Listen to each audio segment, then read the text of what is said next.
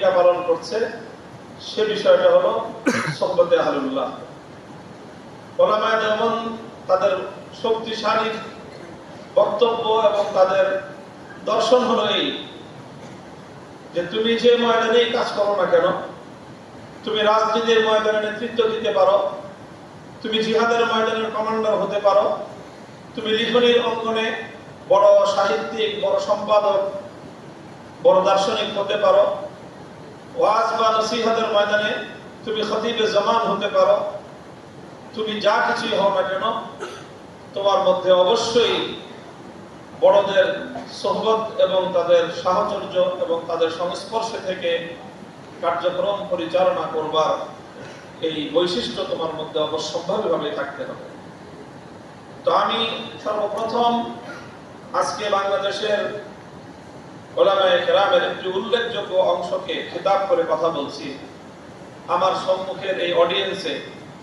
দেশের বর্তমান বিভিন্ন সেক্টরে কর্মরত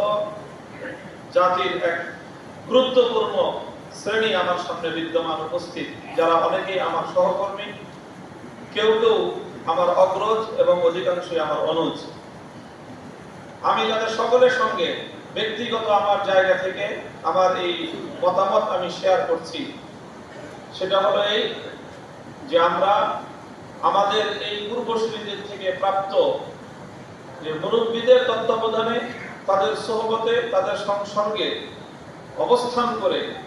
তাদের দিক নির্দেশনা অনুযায়ী আমাদের যার যার অঙ্গনের কার্যকলাপ খালেসান লিওয়াজহিল্লাহ, একমাত্র আল্লাহর জন্য কার্যক্রম পরিচালনা করার এই বৈশিষ্ট্যকে আরো শানিত এবং শক্তিশালী করতে হবে। আমাদের অন্যান্য যেই জায়গাগুলোতে দুর্বলতা রয়েছে, সেই দুর্বলতাগুলো যেমন আমাদেরকে দূর করতে হবে, মিডিয়া থেকে শুরু করে বিভিন্ন অঙ্গনের আমাদের চলমান যে অবস্থান, সেই অবস্থানকে যেরকম সংহত করতে হবে, সামাজিক অঙ্গন থেকে অর্থনৈতিক, রাজনৈতিক অঙ্গনে আমাদের অবস্থানকে সংহত করতে হবে। সব কথা মেনে নিয়েও আমি বলবো আমাদের সবচেয়ে বেশি গুরুত্ব দিতে হবে হলো এই